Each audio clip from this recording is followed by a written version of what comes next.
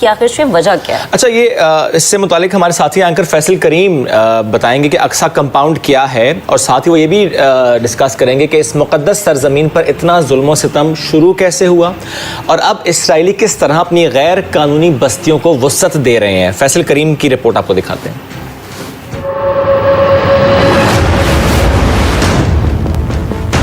اسرائیل فلسطین تنازع کوئی نئی بات نہیں۔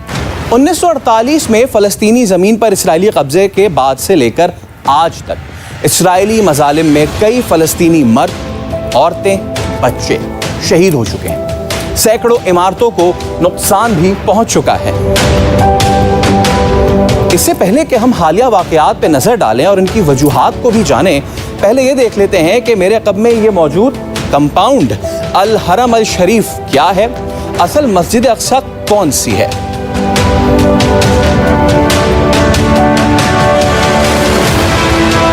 میں اس وقت الحرم الشریف میں موجود ہوں۔ یہاں صرف مسجد اقصی ہی ایسی عمارت نہیں ہے کہ جو مسلمانوں کے لیے مقدس ہو، بلکہ یہ پورا احاطہ ہی مسلمانوں کے لیے مقدس ہے۔ اب میرے عقب میں جو آپ یہ گہرا سرمئی گنبد دیکھ رہے ہیں، یہ ہے اصل مسجد اقصی یا القبلی مسجد، مسلمانوں کا قبلہ اول۔ حضرت عمر رضی اللہ عنہ نے اس کو تعمیر کروایا، جس کے بعد کئی بار اس کی تزئین و آرائش ہوئی، اور یہ موجودہ اسٹرکچر 1034 عیسوی کا بنا ہوا ہے۔ آگے چلتے ہیں۔ اس کے ساتھ ہے یہ ویسٹرن وال یا ویلنگ وال، یعنی دیوار گریہ کے نام سے یہ مشہور ہے، لیکن مسلمانوں کے نزدیک اس کی اہمیت اس کے نام سے ظاہر ہوتی ہے۔ یہ وہ دیوار ہے جہاں معراج سے قبل حضور اکرم صلی اللہ علیہ وسلم نے براق کو باندھا تھا۔ اس کے بالکل برابر میں اسی کے نام سے منسوب مسجد براق، اور اس کے برابر میں ایک اسلامک ہسٹری میوزیم بھی ہے۔ اور جیسا کہ آپ یہ دیکھ رہے ہیں، کئی ایسے دروازے ہیں یہاں پہ چھوٹے بڑے کہ جس سے ہوتے ہوئے آپ کمپاؤنڈ کے اندر آتے ہیں۔ آگے چلتے ہیں۔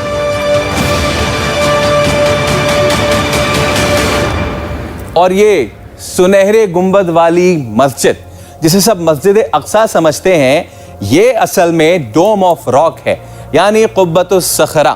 اب میپ کے ذریعے آپ کو سمجھاتے ہیں۔ اس مسجد کو خلیفہ عبد المالک نے 691 عیسوی میں تعمیر کروایا تھا۔ اس کی خاص بات، اس مسجد کے اندر وہ چٹان ہے کہ جس پہ قدم رکھ کر آپ صلی اللہ علیہ وسلم نے سفر معراج کا آغاز کیا تھا۔ 36 ایکڑ پر پھیلے اس احاطے میں دیگر تاریخی مقامات ہی ہیں۔ ویسے اس احاطے میں داخل ہونے کے لیے چھوٹے بڑے 18 دروازے ہیں۔ ان میں سے 12 دروازے کھلے ہیں، لیکن 6 مختلف وجوہات کی بنا پر بند ہیں۔ چند اہم تاریخی دروازے کچھ اس طرح سے ہیں، جیسے کہ یہ باب السلسلہ، اس کے بعد باب القطنین، اس کے بعد یہ باب الحدید، اور اس کے برابر میں باب النذیر۔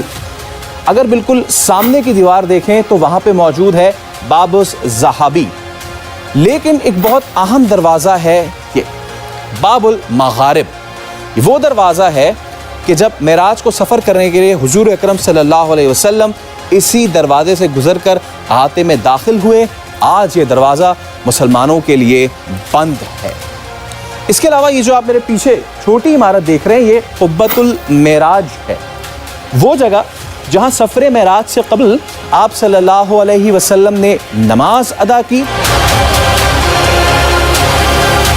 مسجد اقصی اور الحرم الشریف کے حوالے سے تو آپ نے جانا، اب اتنی مقدس اور خوبصورت سرزمین پر تنازع کیوں؟ اس کے لیے نظر ڈالتے ہیں اسرائیل فلسطین تنازع کی تاریخ پر۔ یہ تنازع شروع ہوا اس وقت جب دوسری جنگ عظیم ختم ہوئی، جرمنی ہار گیا، اس کے نتیجے میں خلافت عثمانیہ کو ختم کر دیا گیا، اور ارض فلسطین مفتوح علاقے کے طور پر برطانیہ کے حصے میں آیا۔ 1917 کے بالفور ڈکلیریشن کے تحت پوری دنیا سے یہودیوں کو لا کر فلسطین میں بسا دیا گیا۔ اب نقشہ دیکھیں تو اس غیر قانونی آباد کاری سے قبل فلسطین کچھ اس طرح کا نظر آتا تھا۔ اس کے بعد یہودیوں کی بستیاں یہاں بننا شروع ہوئیں۔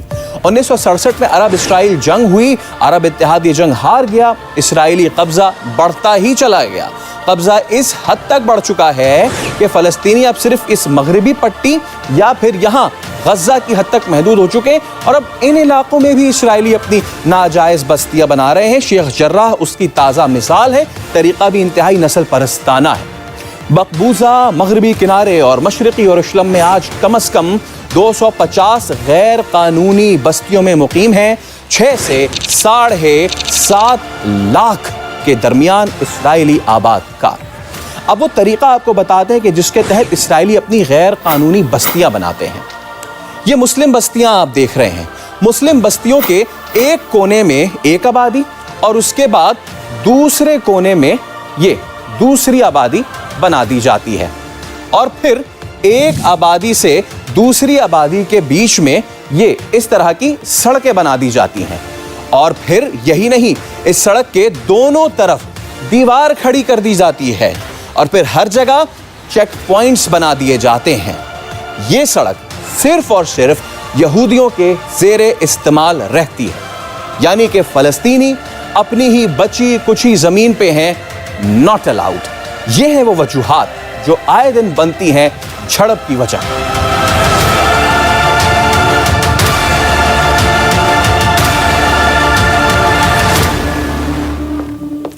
اب بات کریں گے اسرائیلی بربریت کی 2008 سے، جس میں شدت آئی ہے۔ اسرائیل نے 2008 میں غزہ پر پہلا بڑا حملہ کیا جو 23 دن تک جاری رہا۔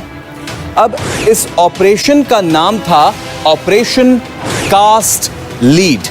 47,000 مکانات اس آپریشن میں تباہ کیے گئے اور 1440 سے زائد فلسطینی ہلاک ہوئے، جن میں کم از کم 920 شہری شامل ہیں۔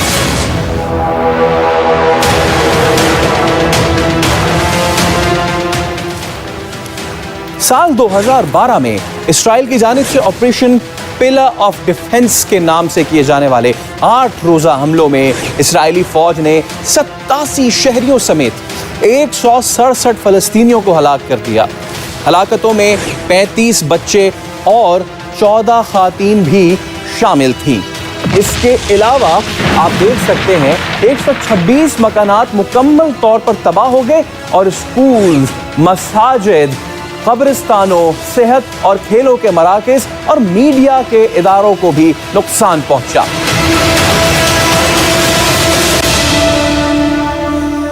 دو سال بعد 2014 میں 50 دن کے عرصے میں اسرائیل نے 2100 سے زائد فلسطینیوں کو شہید کیا، جن میں 1462 عام شہری اور 500 کے قریب بچے شامل تھے۔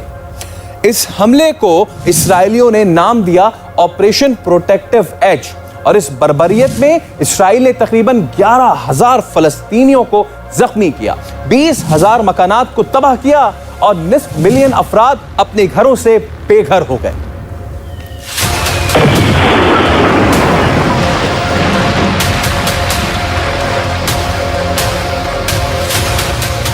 غزہ پر حالیہ اسرائیلی حملے میں 254 فلسطینی شہید ہوئے، جن میں 66 معصوم بچے اور 39 خواتین شامل تھیں۔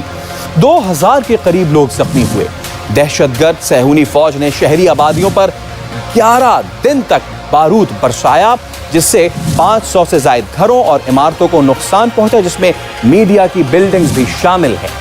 جنگی جرائم کے مرتکب اسرائیلی فوج نے نہ صرف اسکولوں، صحت کے مراکز اور یتیم خانے کو نشانہ بنایا، بلکہ اس مقدس احاطے کی بھی بار بار پامالی کرتی ہے، اور یہ سوال کھڑا ہوتا ہے کہ نہ جانے کب سویا ہوا عالمی ضمیر جاگے گا۔